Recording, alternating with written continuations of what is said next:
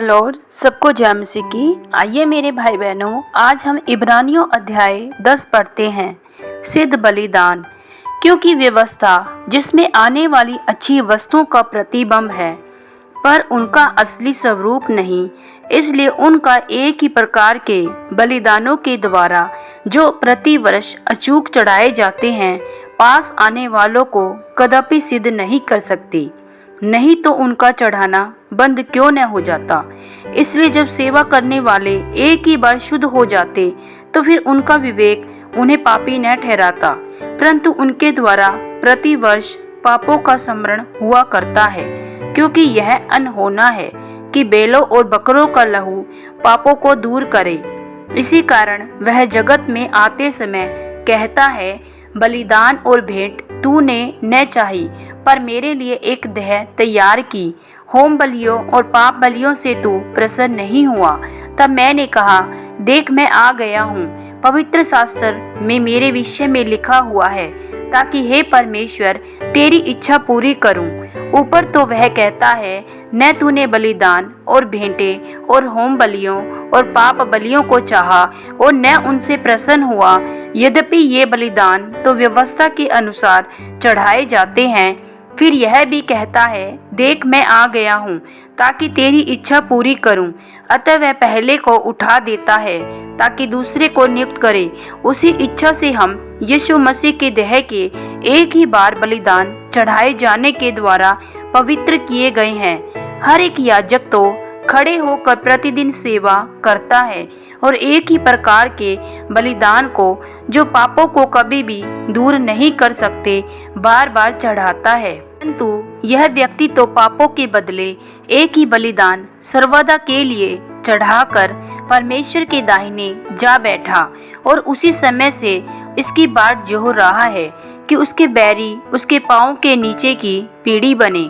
क्योंकि उसने एक ही चढ़ावे के द्वारा उन्हें जो पवित्र किए जाते हैं सर्वदा के लिए सिद्ध कर दिया है। और पवित्र आत्मा भी हमें यही गवाही देता है, क्योंकि उसने पहले कहा था, प्रभु कहता है कि जो वाचा मैं उन दिनों के बाद उनसे बांधूंगा, वह यह है कि मैं अपने नियमों को उनके हृदय पर लिखूंगा और मैं उनके विवेक में डालूंगा।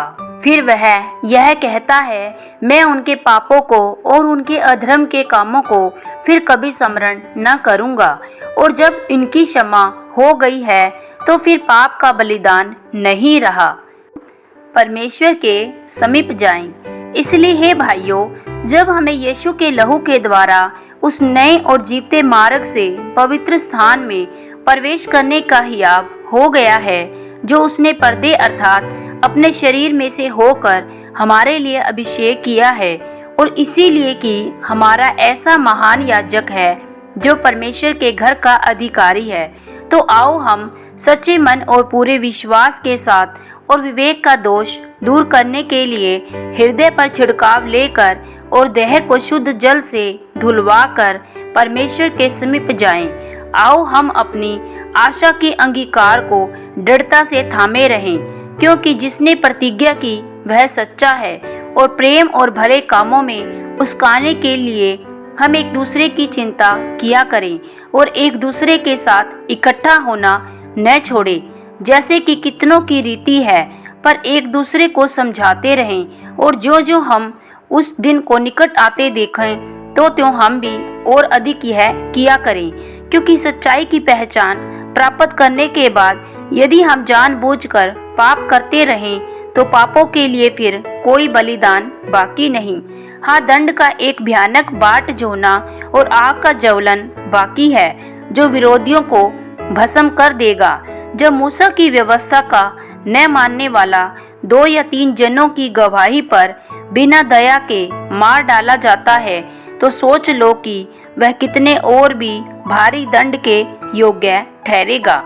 जिसने परमेश्वर के पुत्र को पांव से रौंदा और वाचा के लहू को, जिसके द्वारा वह पवित्र ठहराया गया था, अपवित्र जाना है और अनुग्रह के आत्मा का अपमान किया।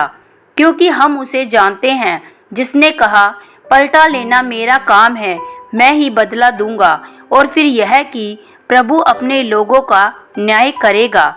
जीवते परमेश्वर के हाथों में पड़ना भयानक बात है, परंतु उन पिछले दिनों को स्मरण करो जिनमें तुम ज्योति पाकर दुखों के बड़े संघर्ष में स्थिर रहे।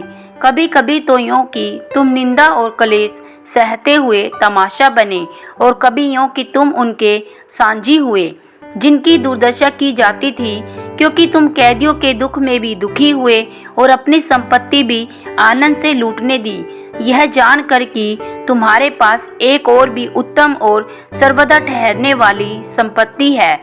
इसलिए अपना हियाव न छोड़ो, क्योंकि उसका प्रतिफल बड़ा है। क्योंकि तुम्हें धीरज धरना आवश्यक है, ताकि परमेश्वर की इच्छा को पूरी करके तुम प्रतिज्ञा का फल पाओ। क्योंकि अब बहुत ही थोड़ा समय रह गया है, जबकि आने वाला आएगा और देर न करेगा। पर मेरा धर्मी जन विश्वास से जीवित रहेगा। यदि वह पीछे हट जाए तो मेरा मन उससे प्रसन्न न होगा। पर हम हटने वाले नहीं कि नाश हो जाएं, पर विश्वास करने वाले हैं कि प्राणों को बचाएं। आमीन। परमेश्वर पिता आप सब लोगों को इब्रानियों पुस्तक सुने जाने और पढ़े जाने पर बहुतायत से आशीष और बरकत दे। सबको जय मसीह की।